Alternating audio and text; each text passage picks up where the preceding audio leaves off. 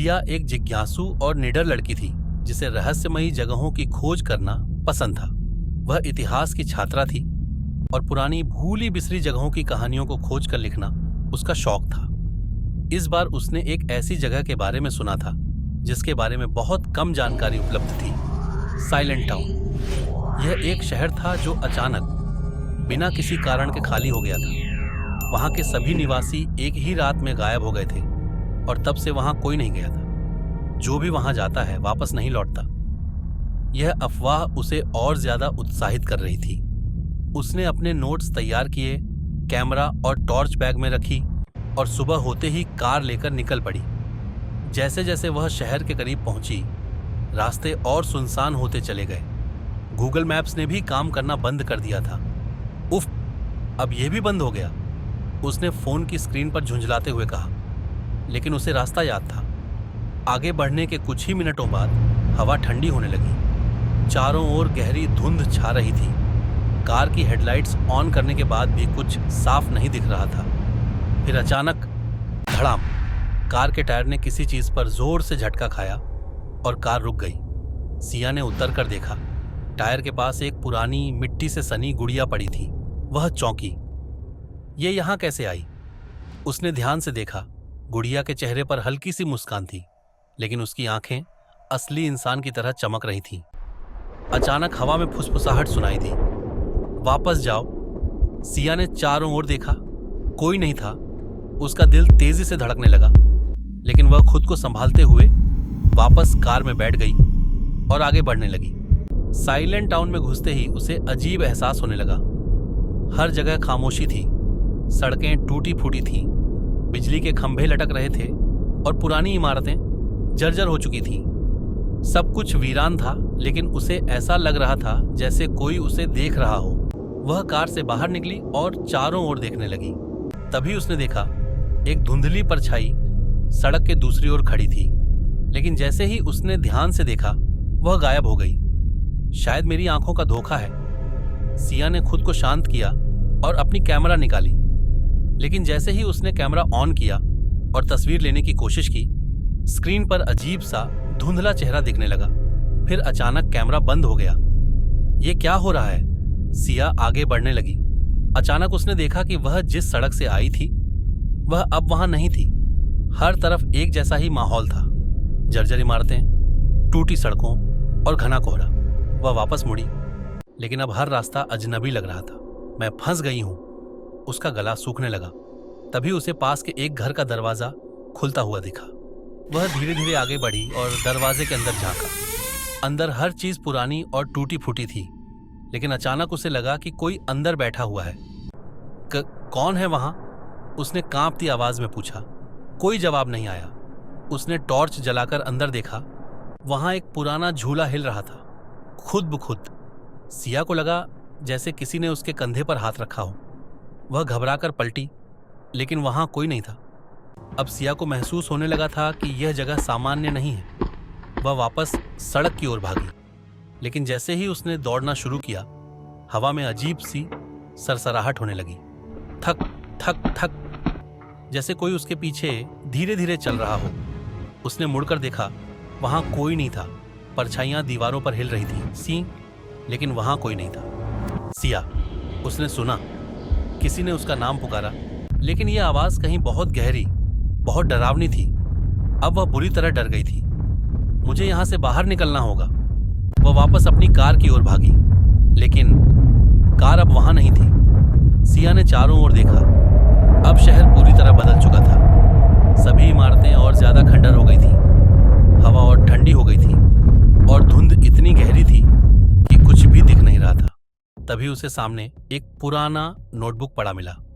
उसने उसे उठाया और पढ़ना शुरू किया। उसमें लिखा था, जो भी इस शहर में आता है वह इसे छोड़ नहीं सकता। हम सब यहां फंसे हुए हैं। सिया के हाथ कांपने लगे। तभी हवा में वही फुसफुसाहट सुनाई दी, तुम अब हमारी हो। सिया ने भागने की कोशिश की, लेकिन जितना भागती वो वहीं लौट आती, वहीं पुरानी दुकान के सामने। अब उसे एहसास हुआ यह शहर एक भूल भुलैया था। अब वह धीरे धीरे समझ रही थी, उसकी परछाई अब वैसी नहीं रही थी। वह अब किसी और की छाया बन चुकी थी। और दूर धुंध में कोई और लड़की शहर में कदम रख रही थी। सिया का दिमाग सुन्न हो गया था। तुम अब हमारी हो, ये शब्द अब भी उसके कानों में गूंज रहे थे। वह भागी बिना किसी दिशा का ध्यान दिए, लेकिन हर बार वह वापस उसी दुकान के सामने आ जाती। यह जगह मुझे कहीं जाने नहीं दे रही। उसका सिर चकराने लगा था। अब धुंध और गहरी हो चुकी थी। तभी उसे एक दरवाजा दिखा। वह एक पुराना लकड़ी का दरवाजा था जो अध खुला था। उसके पास और कोई विकल्प नहीं था। उसने हिम्मत जुटाकर दरवाजा खोला और अंदर दाखिल हो गई। अंदर घुप अंधेरा था। उसने टॉर्च जलाई। कमरा किसी पुराने अस्पताल की तरह दिखता था।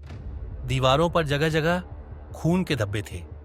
एक कोने में पुराने कागज पड़े थे। सिया ने कांपते हाथों से उन्हें उठाया और पढ़ने लगी। हम पर प्रयोग किए जा रहे हैं, वे हमें जाने नहीं देंगे। धुंध हमें कैद कर रही है। सिया के हाथ कांप गए। तो क्या यह शहर कभी कोई प्रयोगशाला था? क्या यहाँ कुछ भयानक हुआ था? अचानक कमरे के कोने से सरसराहट की आवाज आई। वह धीरे धीरे उधर बढ़ी। टॉर्च की रोशनी में एक टूटा हुआ आईने का टुकड़ा पड़ा था, लेकिन आईने में उसकी परछाई नहीं थी, बल्कि वहां कोई और खड़ा था। एक लड़की जिसका चेहरा जला हुआ था। मुझे बचाओ, वह फुसफुसाई। सिया की चीख निकलने वाली थी, लेकिन तभी दरवाजा अपने आप बंद हो गया। सिया को अब एहसास हो गया था कि यह सिर्फ एक वीरान शहर नहीं था, यह एक जाल था। यहां जो भी आता था वह इस जगह का हिस्सा बन जाता था। उसे एक और कागज मिला। उसमें लिखा था, यदि तुम्हें बचना है तो धुंध के दूसरी ओर जाना होगा, लेकिन ध्यान रखना, जो तुमसे दिखेगा वह असली नहीं होगा। सिया समझ नहीं पा रही थी कि इसका क्या मतलब था, लेकिन उसके पास और कोई रास्ता नहीं था। उसने बाहर जाने की कोशिश की, लेकिन दरवाजा बंद हो चुका था। तभी थक थक थक कोई बाहर खड़ा था। दरवाजा खुद खुल गया। सामने दो लोग खड़े थे, एक बूढ़ा आदमी और एक छोटी बच्ची। जल्दी चलो, बूढ़े आदमी ने फुसफुसाते हुए कहा। सिया को कोई और रास्ता नहीं दिखा तो वह उनके साथ चल पड़ी। ये जगह क्या है? उसने चलते हुए पूछा। बूढ़े आदमी ने धीरे से कहा, यह शहर नहीं, एक फंसा हुआ समय है। यहाँ जो भी आता है वह कभी लौट नहीं पाता, तो फिर हम बच कैसे सकते हैं? बूढ़े आदमी ने एक गहरी सांस ली। केवल एक रास्ता है, धुंध के उस पार जाना होगा, लेकिन वहां जाने का मतलब है मौत। सिया अब पूरी तरह डर चुकी थी। बूढ़े आदमी ने उसे एक पुरानी किताब दिखाई जिसमें शहर के इतिहास का रहस्य छुपा था। सालों पहले इस शहर में एक वैज्ञानिक प्रयोग हुआ था। उन्होंने एक समय का द्वार खोलने की कोशिश की, लेकिन कुछ भयानक हो गया। पूरा शहर उस द्वार में फंस गया और अब यह जगह न तो पूरी तरह जिंदा थी, न पूरी तरह मरी हुई। हम सब यहाँ कैद हैं, और अब तुम भी। सिया ने धीरे से कहा, नहीं, मैं यहां से निकलूंगी। बूढ़े आदमी ने उसकी ओर देखा। अगर तुम तैयार हो तो हमें धुंध के आखिरी छोर तक जाना होगा। वहां एक दरवाजा है, लेकिन क्या? वहां जो भी खड़ा होगा वह तुम्हारे सबसे गहरे डर का रूप ले लेगा। अगर तुम डर गई तो तुम यहां हमेशा के लिए रह जाओगी। सिया का दिल तेजी से धड़कने लगा। वे धुंध में आगे बढ़ने लगे। हवा और ठंडी हो गई थी। चारों ओर फुसफुसाहटें गूंज रही थी। मत जाओ, ये तुम्हारा घर है, यही तुम्हारी कब्र है। सिया ने अपनी आंखें बंद की और चलती रही। फिर अचानक धुंध हटने लगी। एक बड़ा काला दरवाजा उनके सामने था, लेकिन दरवाजे के पास कोई खड़ा था। सिया खुद, वही चेहरा, वही कपड़े, लेकिन उसकी आंखें काली थीं। तुम मुझ जैसी नहीं हो, सिया ने कांपती आवाज में कहा। परछाई वाली सिया मुस्कुराई। लेकिन अगर तुम मुझे हराना चाहती हो तो तुम्हें खुद से ज्यादा मजबूत बनना होगा। सिया ने डर को अपने ऊपर हावी नहीं होने दिया। उसने आंखें बंद की और मन ही मन कहा, यह असली नहीं है, यह सिर्फ मेरा डर है।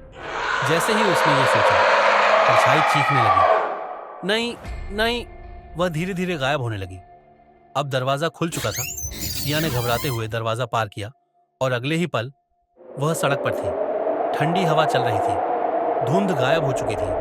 उसकी कार वहीं खड़ी थी, लेकिन जब उसने पीछे देखा, साइलेंट टाउन अब वहां नहीं था। वह शहर अब पूरी तरह गायब हो चुका था। जैसे कभी था ही नहीं। सिया कार में बैठी और जल्दी से वहां से निकल गई। लेकिन जब उसने अपने बैग में देखा तो वही पुरानी गुड़िया अब भी वहां थी और उसकी आंखें अब भी चमक रही थीं। समाप्त या शायद नहीं? क्या यह सच में खत्म हुआ या कहानी ने अभी करवट ली है?